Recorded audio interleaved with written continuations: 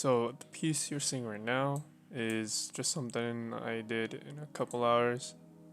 Of course, I sped it up and stuff. I really like this one. It was kind of like an experimental one. Cause I was really trying to push the boundaries of what I could do. Used all my knowledge and all my special techniques and stuff in order to get it to the way it looks. I took all the photos that I put in there to get those like cool space effects are from NASA's gallery or whatever. I forget exactly, but they're from probably photographers, probably not NASA. Some photographers I just found on Google. Uh, I don't know exactly where, but they were pretty high res, very nice and fit exactly what I needed. Like for example, overall, you can see that there's a gradient of blues and of a blue to a red, and it's all real pretty. At least towards the end, you don't see it now, but yeah. Um, what did I want to talk about today? I got off a call with my mentor a few days ago, and I was talking to him about like how can I create content for YouTube, right? And he told me about this thing of he got from Gary Vee, I think, if I remember correctly, of this concept of documentation versus creation. And I think he told me that it's you should be trying to document what you're trying to do right now, and giving that to people instead of just trying to be creative and trying to come up with content.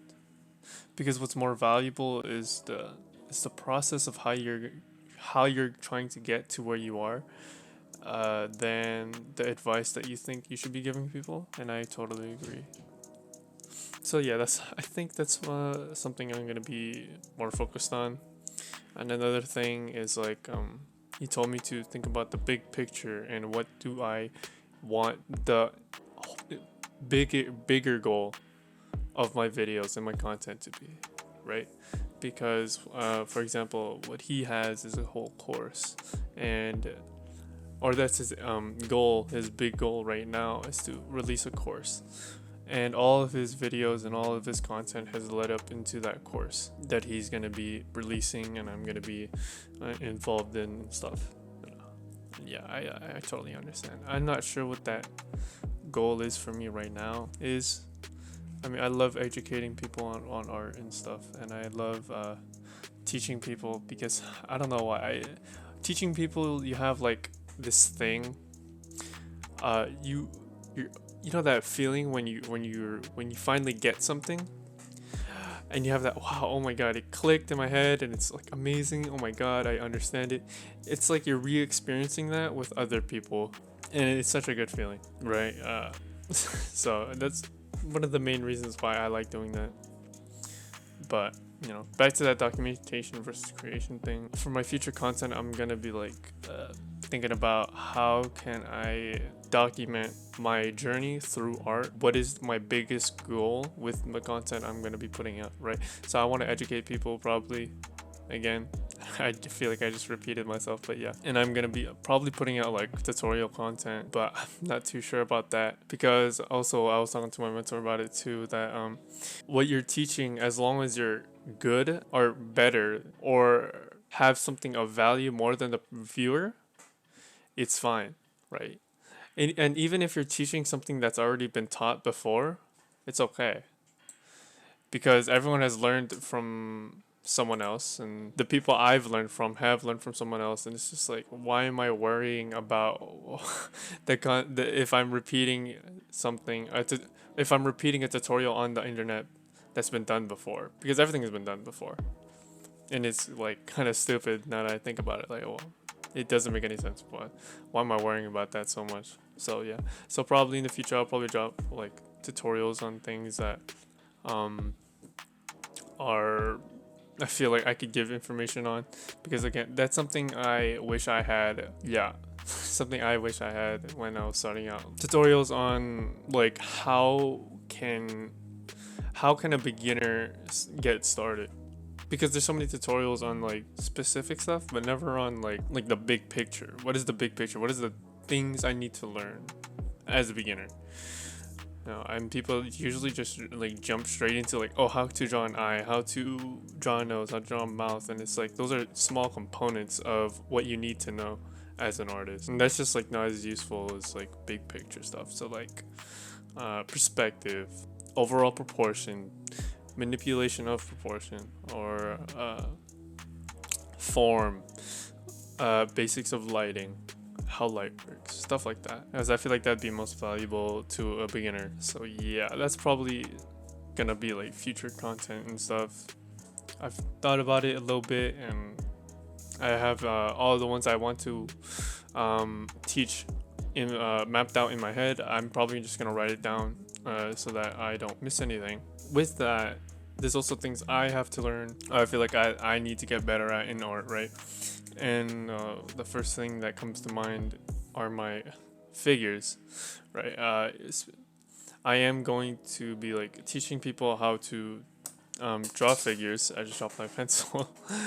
How to draw figures, and I feel like I should be at tip-top shape for that, because I feel like for me they are a little lacking, but they're not bad. But I feel like I have gotten better over the past few months. But I feel like there is still a ton more understanding or stuff to understand that I am still missing, right? So I'm probably gonna go through like a couple Loomis books again, and go through a Bridgman book again. Probably I already have Constructive Anatomy, but I'm probably gonna get that big overall one. I forget what it's called, but I'll probably go through that again.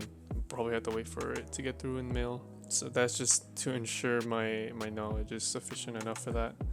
Like I'm still like sort of confident that I could teach it, but you know, it's something I am a little weary about. Other things I could still work on. This is more like general stuff. So like perspective, that's always something I have always praised to be one of the most important things to know in art, because that's how things are turning in space, that's how things are living in space, that's how things take up space.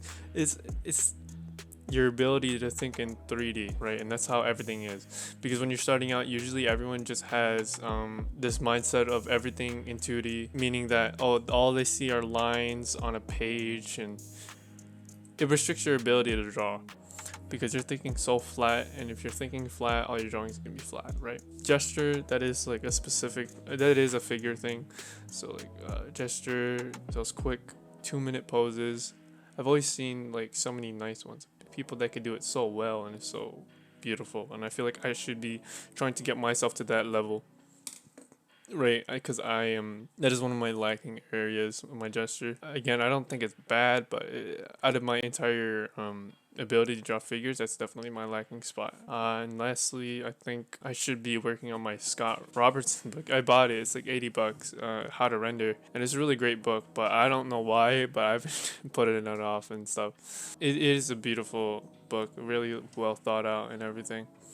It teaches you how to render, obviously, and how to perfectly cast shadows, how reflected light works, a bunch of different types of light work, you know, from diffused to direct. It's so nice. And even teaches you how mirrors work, how curved mirrors work.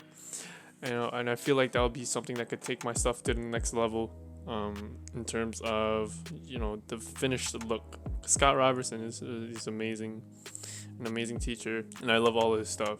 Yeah, so anyways, I never know how to finish these off, so